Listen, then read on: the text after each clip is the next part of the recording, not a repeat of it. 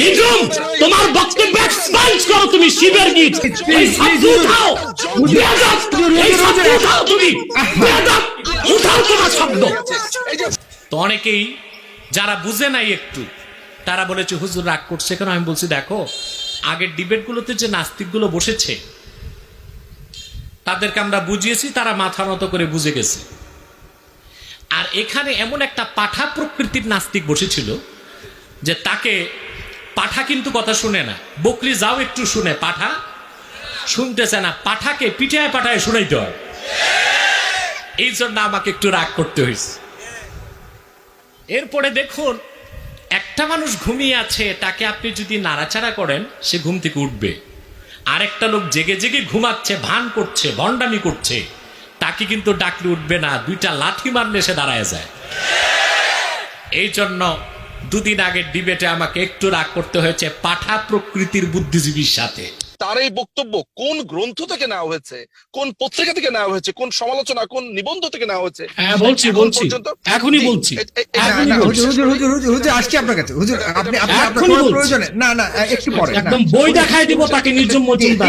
ঠিক আছে সে জানে না। না না ঠিক আছে আপনার কাছে আসছি। আরে সাইফুল সে যে বক্তব্য দিয়েছে একটা রেফারেন্স দেয়নি, সে মিথ্যাবাদী। ঠিক আছে আমি জানি না সে ব্যারিস্টার কিনা। ব্যারিস্টারের ভাষা এরকম হয় না। সে খুবই বাচাল এবং মূর্খ। আমি আসবো। আমি এতগুলো ডকুমেন্ট দিয়েছি, এতগুলো ডকুমেন্ট, সে একটা ডকুমেন্ট দিতে পারেনি। সে খুবই বাচাল প্রকৃতির একটা লোক। ঠিক আছে আমি আসছি আপনার কাছে। ব্যারিস্টারই হতে পারে না, সে জানোয়ার। না প্লিজ প্লিজ না এতগুলো ডকুমেন্ট সে মানে না, সে কিসের ব্যারিস্টার? সে কোন আদালতে সে তো মুহুরি হওয়ার যোগ্যতা রাখে না। প্লিজ প্লিজ তাকে এত ডকুমেন্টস দিলাম আমি, তারপরে সে ঘুরে ফিরে মুক্তিযুদ্ধে চলে যাচ্ছে। সে আমার দাদা বাবা আল্লাহর ওলিকে নিয়ে মন্তব্য করতে ছাড়ে না। সে তো মানুষের কাতারই নেই। তাকে থামান আপনি, তাকে থামান আপনি। বাংলাদেশের মানুষ গুলিস্তান পেলে ল্যাংটা করে দিবে, তার মতো ব্যারিস্টারকে তো ল্যাংটা করে দিবে বাংলাদেশ। সে বারবার সে কি পড়াশোনা করেছে আমার সাথে বসতে যোগ্যতা হয় না। আপনি যতবার বলবেন তুমি আপনি প্লিজ শিবের গীত গাই আমি না, তোমরা গাও। সে কেন বলেছে আমি শিবের গীত গাই? তারা হিন্দুদের দালালি করে, তারা রামদাস, তারা শিবের গীত গাইতে পারে, আমি শিবের গীত গাই না। তারা হিন্দুদের দালাল, ইসকনের দালাল। তাদের হাতে ইসকনের ফিতা আছে, আপনি দেখুন, তাদের হাতে ইসকনের ফিতা আছে। সে কেন বলেছে শিবের গীতের কথা? তাকে বক্তব্য এক্সপান্স করতে হবে। নিজুম তোমার বক্তব্য এক্সপান্স করো তুমি শিবের গীত এই শব্দ উঠাও বেয়াদব এই শব্দ উঠাও তুমি বেয়াদব উঠাও তোমার শব্দ শিবের গীত এই শব্দ এক্সপান্স আপনার সময় বলবেন, আপনি কথা বলে আমি আপনাকে বলতে দিব। করতে হবে তাকে শিবের গীত এক্সপান্স করতে হবে। আমার কথা শিবের গীত কারা গায়? তারা হিন্দুবাদীরা শিবের গীত গায়। ঠিক আছে barrister Nijhum let me come to you please। Barrister Nijhum আরে ভাই আমি আপনার কথা শুনেন না, আমি আপনার কাছে আছি। আপনার সময় 13তে শেষ হবার কথা, আপনাকে 2 মিনিট বাড়িয়ে দেওয়া হলো। প্লিজ উনি কোনো কথা বলতে পারবে না। না ঠিক আছে উনি কোনো কথা বলবেন না, বাট ওনাকে আমি অবশ্যই সময় দিতে। সেও অসংলগ্ন কোনো কথা বলতে পারবে না। ঠিক আছে না ঠিক আছে শিবের গীত শব্দ বলতে পারবে না। সে শিবের গীত শব্দ নিতে পারবে না। না এটা আমাকে বলতে দেন না। আমি অসংখ্য রেফারেন্স দিয়েছি, আমি ডকুমেন্টস দিয়েছি, আমি দলিল দিয়েছি, আমি প্রমাণ দিয়েছি, কিন্তু সে শিবের গীত বলেছে না। ঠিক আছে আমি আপনার কাছে আসি, কথাকে আমি বাড়াই দিচ্ছি। কথা লাইনে বলতে হবে তাকে। ওকে ঠিক আছে এখন বলুন। হুজুর আপনার কাছে সবিনয় আমি অনুরোধ করছি প্লিজ সেজন্য শিবের গীত শব্দ না উচ্চারণ। আমি আপনার কাছে আসছি হুজুর, আমি I coming to you please. সবাই একটু স্টপ প্লিজ। হ্যাঁ বলুন। আমাদের দেখার বিষয় হচ্ছে যে আমরা আচরণ করি, তাহলে কি আমাদেরকে না প্লিজ আমি কাউকে অ্যালাউ করব প্লিজ।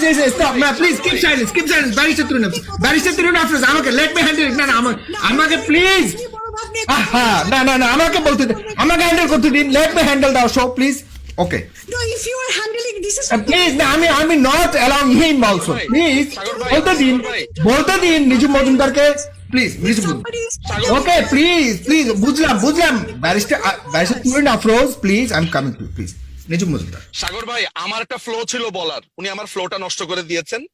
এখন কথা হচ্ছে যে উনার আচরণতেই প্রমাণিত হয় এই যে আমরা জঙ্গি বলি, এই যে বলি সন্ত্রাসী, আচরণটা লক্ষ্য করে দেখেন। যুক্তিতে না পারলে মারতে আসে, রীতিমতো তুই বলে আক্রমণ করেছে। চিন্তা করে দেখেন যে এদের হাতে যদি এবং ইসকনের দালাল ব্যারিস্টার তুলেন আফরোজ প্লিজ আপনি কানাডাতে থাকেন, এটা একটা রেসিয়াল না, অ্যাটাক না, কিনা? এইখানটাতে আমি- প্লিজ না ব্যারিস্টার তুলেন আফরোজ দুজন কথা বলে যে কোনো একজন সিদ্ধান্ত নেন না, যে কোনো একজন সিদ্ধান্ত তাকে নেন। নতুন কারণ কথা হচ্ছে- বলতে বলেন সাগর, তাকে না, বলেন তার প্রসঙ্গে ডক্টর, যেতে। প্লিজ হুজুর তাকে আমার জবাব দিতে বলেন। আমি তাকে 6টা আমি প্রশ্ন আপনার করেছি, কাছে তাদেরকে উত্তর দিতে বলেন। উনি উত্তর চাই আমি।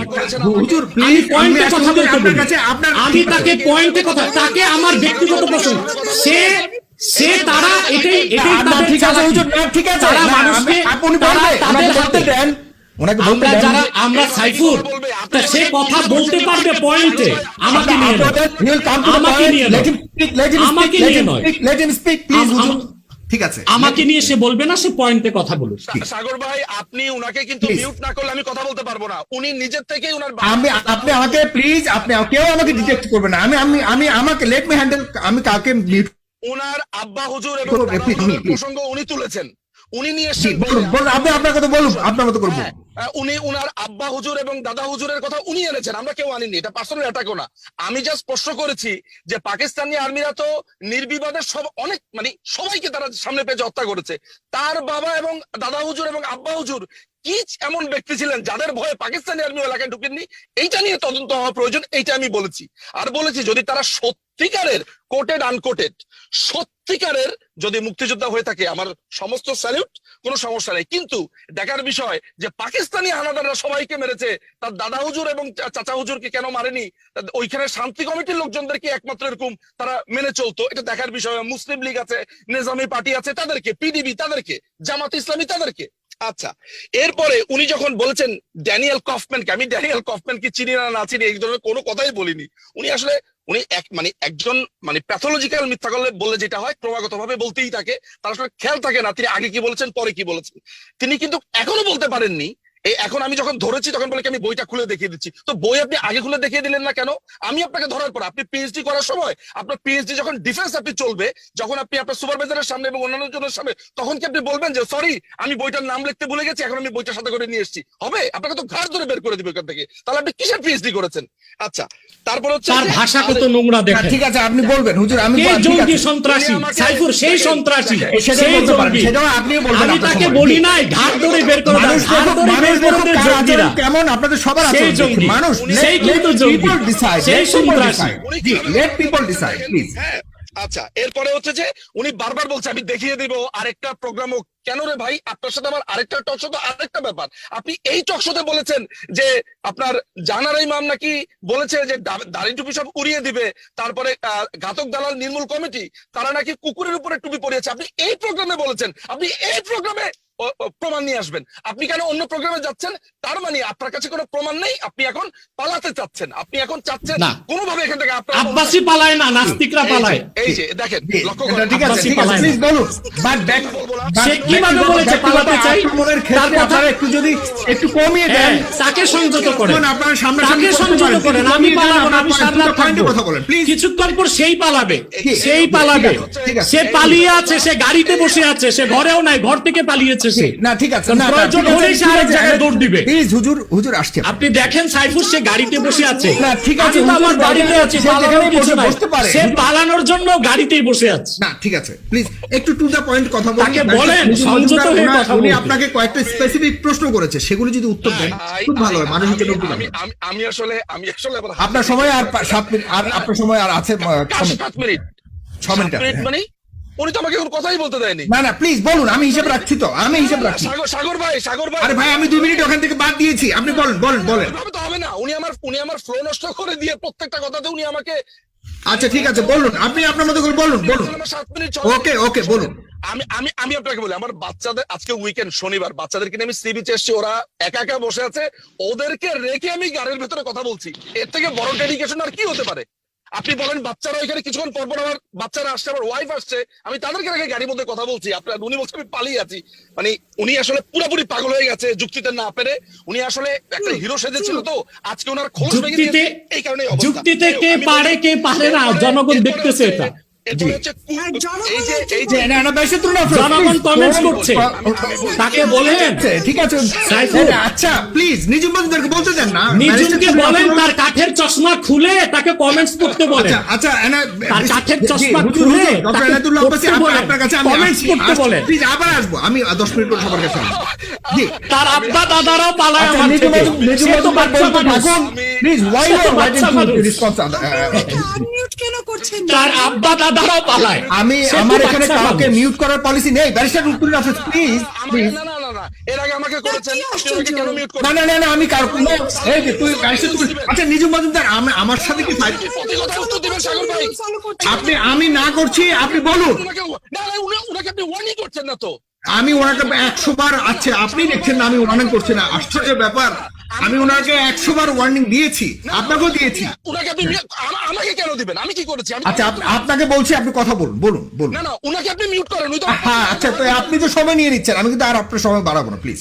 না আমি তো তাহলে আমি কথাই বলবো না। বলুন, আমি কোনো কথাই আপনি বলবো বলুন না, বলুন না। না আমি পুরো কথা শেষ করব, আমার কোনো টাইম নেই। Okay, ঠিক আছে। প্রত্যেকটা তো আমার ফ্লো নষ্ট করে দিয়েছে। আমাকে উনি এখন পর্যন্ত যতবারই 3টা কথা বলেছে যে কুকুরের মাথাতে টুপি পরানো, তারপরে হচ্ছে জানার ইমাম নাকি টুপি দাড়িকে আপনার উড়িয়ে দিবে বলেছে, এগুলার কোনো রেফারেন্স আনতে পারেনি। বললো কি আরেকটা প্রোগ্রাম করেন। কেন রে ভাই আরেকটা প্রোগ্রাম কেন করবো? আপনি এই প্রোগ্রামে বলেছেন, এই প্রোগ্রামে আজকে বাপের বেটা হলে উত্তর দিয়ে যাবেন, সেটা হচ্ছে কথা। এরপরে কথা হচ্ছে যে উনি বলছেন আমি নাকি বার্নার্ড রাসেল বলেছি। উনি মনে কানেও কম শুনেন, আমি বলেছি বাট্রান্ড রাসেল, আমি হচ্ছে বাট্রান্ড রাসেল বলেছি। এবং আমি এটাও বলতে চাই এইচ এ ডিওয়েডের আপনার মার্চ 1967-এ এখানে একটা এইচ এ ডিওয়েডের ওয়ার্ল্ড আপনার লর্ড রাসেলস কে নিয়ে একটা বই বের করেছেন তিনি, একটা বড় জার্নাল। সেখানে তিনি ক্লিয়ারলি দেখিয়েছেন ভিয়েতনাম ওয়ার নিয়ে তিনি কিভাবে প্রতিবাদ করে একটি কমিশন গঠন করেছেন, যেটার কোনো জাতীয় ভিত্তি ছিল না। উনি উনার সহযোগী নিয়ে তিনি একটা কমিশন গঠন করেছে। আমি তখন সেই প্রসঙ্গটা টেনেছি, আমি কিন্তু রেফারেন্স ঠিকই দিয়েছি। উনি কানে কম শুনেছেন, এই জন্য বলেছেন যে আমি নাকি বার্নার্ড রাসেল বলছি, আমি বাট্রান্ড রাসেল বলছি। কেমন?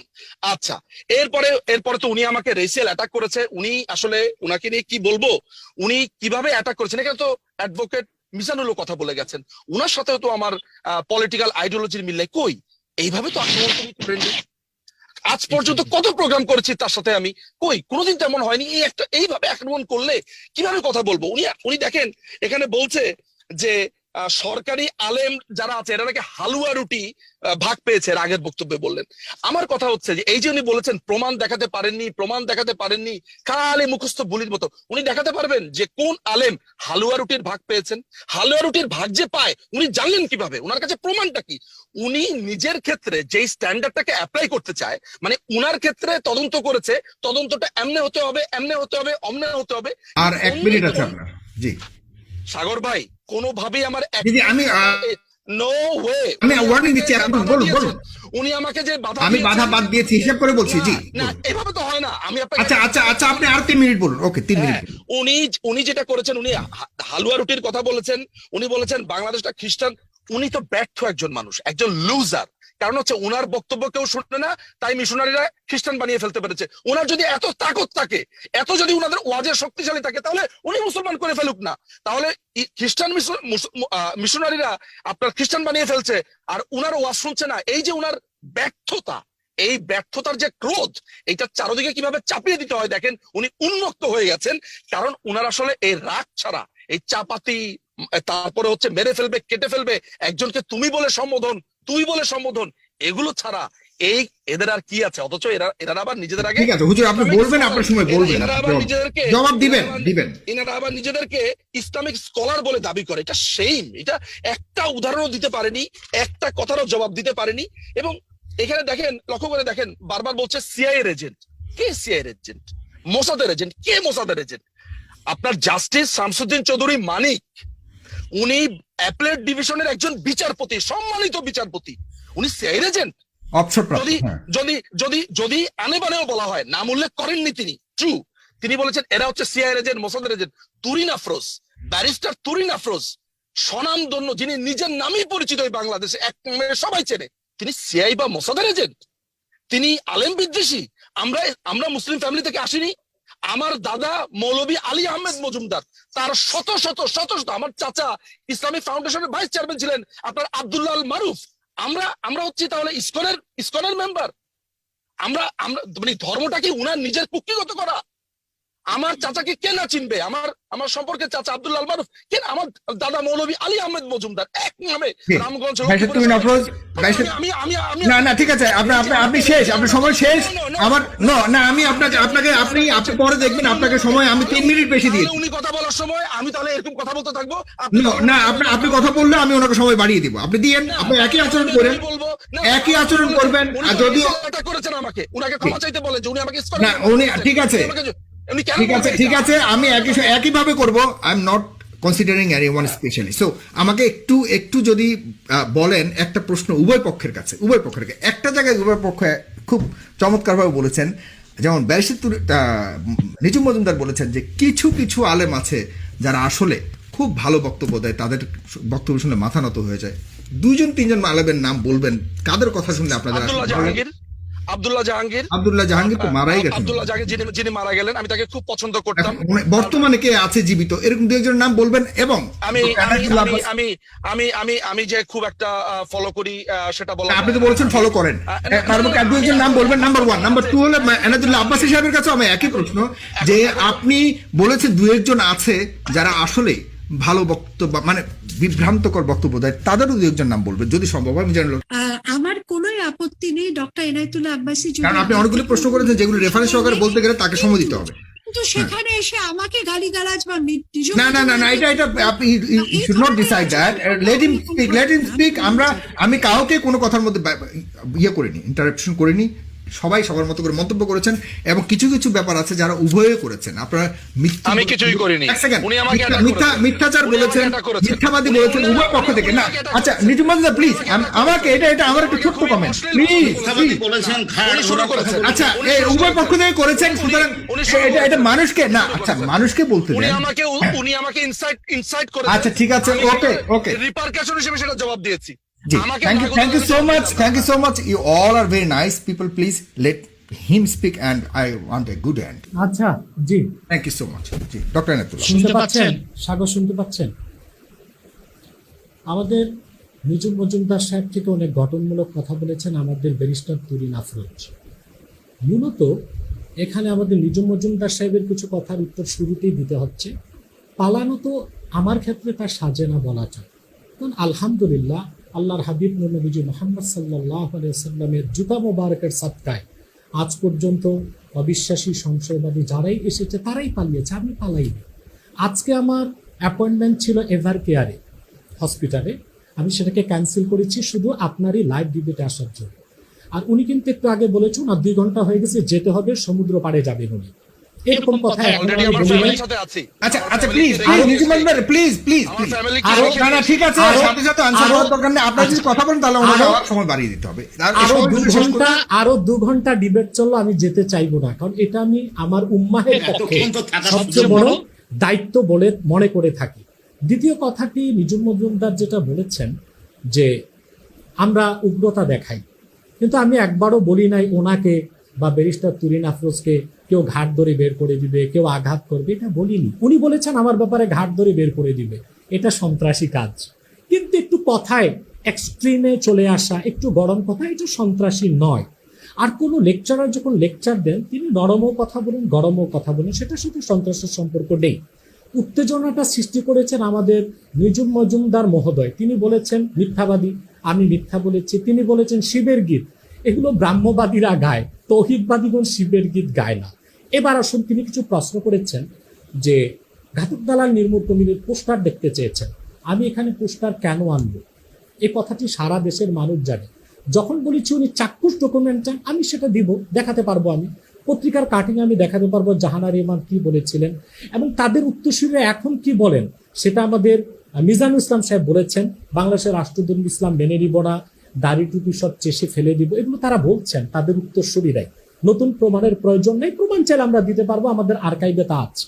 তিনি বলেছেন যে আমি যে ড্যানিয়েল কফম্যানের কথা বলেছি, এটা হচ্ছে legal corruption Daniel written by Daniel Kaufmann October 2005, এই থিসিসে কথাগুলো তিনি বলেছেন।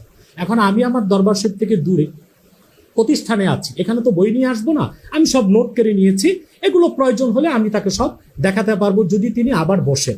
এবার আসুন, তিনি দাদা হুজুর আব্বা হুজুরের কথা প্রসঙ্গে বলেছেন যে পাক বাহিনীরা আমার দাদা হুজুর আব্বা হুজুরকে কিছু করেন নাই কেন, তারা কি পাক বাহিনীর পক্ষে ছিলেন? তো তার কাছে প্রশ্ন করি, তিনি তো জ্ঞানী মানুষ, আমাদের প্রাণপ্রিয় নেতা স্বাধীনতার স্থপতি বঙ্গবন্ধু শেখ মুজিবুর রহমান 9 মাস কোথায় ছিলেন স্বাধীনতা যুদ্ধে? তিনি তো করাচিতে ছিলেন, তিনি তো করাচিতে ছিলেন, তিনি পাকিস্তানে ছিলেন, তিনি করাচিতে ছিলেন, কিন্তু পাক বাহিনীর সাধ্য হয় নাই বঙ্গবন্ধুর গায়ে এটা তার গায়ে সরা কথা। তো বঙ্গবন্ধুর গায়ে হাত দেবার সাহস করে নাই পাক বাহিনী। আমার দাদা হুজুর বাবা হুজুর তার বাপ দাদাও জৌনপুরীদের ভক্ত অনুসারী, তাকে জিজ্ঞেস করেন, সে বলেছে তার বাড়ি রামগঞ্জ। বঙ্গবন্ধুর পূর্বপুরুষগণও আমাদের বংশের মুরব্বী শাকার আমতিনী জৌনপুর রহমতুল্লাহকে শ্রদ্ধা করতেন, এবং এদেশের রাজনীতি, সমাজ সংস্কার, অর্থনীতি, ইসলামী ঘরানা সবকিছুতেই আমাদের বংশের অবদান আছে। সেটা কিভাবে? বঙ্গবন্ধুর আধ্যাত্মিক রাজনৈতিক নেতা এ.কে.এম. ফজলুল হক, তিনি ছিলেন মানে হাফেজ আহমদ জৌনপুরী রহমতুল্লাহর মুরিদ, তিনি আমাদের বংশের একজন মুরব্বী। আমাদের বংশের মুরব্বী কারামতুল্লাহ জৌনপুরী রহমতুল্লাহর 42 জন খলিফার একজন ওবায়দুল্লাহ ওবায়দি, তার নাতি ছিলেন হোসেন শেখ সহওয়ার্দী, তিনি বঙ্গবন্ধুর রাজনৈতিক শিক্ষক। মাওলানা আব্দুল হামিদ খান ভাসানী, তিনি মাওলানা আব্দুর রব জৌনপুরীর অনুসারী, আমার দাদার ভাইয়ের ভক্ত ছিলেন। তো সকলে যেভাবে বঙ্গবন্ধুকে রাজনৈতিক নেতা হিসেবে শ্রদ্ধা করতেন, আধ্যাত্মিক নেতা হিসেবে আমার দাদা বাবা তাদেরকে সেভাবেই শ্রদ্ধা করতেন। সেই শ্রদ্ধার দৃষ্টিকোণ থেকেই পাক বাহিনীরা কিছু করার সাহস পায় না আমাদের এলাকায়। এটার জবাব আমি স্পষ্ট দিয়ে দিলাম। নিজুম মজুমদার বলেছেন খ্রিস্টান মিশনারিদের বিরুদ্ধে আমাদের ব্যর্থতা, না আমাদের ব্যর্থতা নয়। তিনি আমার ইউটিউবে লেকচারগুলো দেখবেন, মিশনারির বিরুদ্ধে আমাদের মিশন কি সেটা থেকে দেখতে বলবো। 2016 সালে আমি কুষ্টিয়া গিয়েছিলাম শান্তিডাঙ্গাতে, সেখানে 22টি পরিবার খ্রিস্টান হয়ে গিয়েছিল। আমাদের দাওয়াতি মেহনতের কারণে 21টি পরিবারই ফিরে এসেছে, আবার ইসলাম গ্রহণ করেছে। কিন্তু আপনি নিজুম মজুমদারকে জিজ্ঞেস করুন যে পার্বত্য চট্টগ্রামে খ্রিস্টান অধ্যুষিত এলাকায় বাঙালিদের অঞ্চলে এক লোক আজান দেবার কারণে তাকে গুলি করে হত্যা করা হয়েছে। তার মানে বাংলাদেশি খ্রিস্টান মিশনারিকে ধর্মপ্রচারের সুযোগ দেওয়া হয়, কিন্তু তাদের এমপিতে তাদের ডিফেন্স দিতে যে ইসলামী প্রচারকরা খ্রিস্ট ধর্মের অসারতা প্রমাণ করে ইসলামের সৌন্দর্য তুলে ধরবে সেই সুযোগ দেওয়া হয় না। সেটা ব্যর্থতা আমাদের নয়, সেটা সেটা সেটা সে কিভাবে বলবে? সরকার সেটা বলে নাই, কে করেছে? অতএব সে শান্তি বাহিনীকে একা উদরপিণ্ডি বুদর ঘাড়ে চাপিয়ে দিলে হবে না। অতএব খ্রিস্টান মিশনারিকে সুযোগ দেওয়া হচ্ছে, এটা আন্তর্জাতিক চক্রান্তের অংশ হিসেবে। তারপরও আপনাকে আরেকটু উদাহরণ দিচ্ছি, মাওলানা জুবায়ের সাহেব, নন পলিটিক্যাল ফিগার বাংলাদেশে, তাকে 1 বছর কারাগারে রাখা হয়েছে। তার প্রধান কাজ হচ্ছে খ্রিস্টান মিশনারির বিরুদ্ধে কাজ করা। ভারতে কলিম সিদ্দিকীকে অ্যারেস্ট করা হয়েছে, তিনি কখনো রাজনীতির সাথে জড়িত হন না, তিনি আন্তর্জাতিক মানের ইসলামিক স্কলার। অসংখ্য হিন্দু তার হাতে ইসলাম গ্রহণ করে মুসলমান হয়েছে, তাকে এখন কারাগারে রাখা হয়েছে। জাকির নায়েককে ভারত থেকে বিতাড়িত করা হয়েছে, তিনি তার কোনো একটি বক্তব্যে সহিংসতা উস্কে দেননি, হিন্দুদের হত্যার কথা বলেননি, কিন্তু ধর্ম প্রচার, ইসলাম প্রচারই বাধা দেওয়া হয় বিভিন্নভাবে, ভারতে হোক বাংলাদেশে হোক। কিন্তু অমুসলিমরা যে তাদের ধর্ম প্রচার করছে, খ্রিস্টান মিশনারি, সেখানে কোনো বাধা দেওয়া হয় না। ব্যর্থতা হচ্ছে গভর্নমেন্টের, ব্যর্থতা হচ্ছে পলিসির, ব্যর্থতা হচ্ছে যারা কথা বলেন আমাদের বিরুদ্ধে তারা সত্যটাকে উপলব্ধি করেন না। এরপর যে কথা হচ্ছে, আমাদের তুহিন আফরোজ বলেছেন বাংলাদেশের বিভিন্ন জায়গায় যে তারা জরিপ করেছেন আলেম ওলামাদের ব্যাপারে। বাংলাদেশে তো প্রায় 8% হিন্দু আছে, কিছু কম বেশি হবে। এখন তারা গেলেন কার কাছে রিপোর্ট নিতে? কাদের কাছে গেলেন? কোন পন্থীর কাছে গেলেন? এদেশে তো লক্ষ লক্ষ হিন্দু আছে, কি তাদের কাছে গিয়েছেন?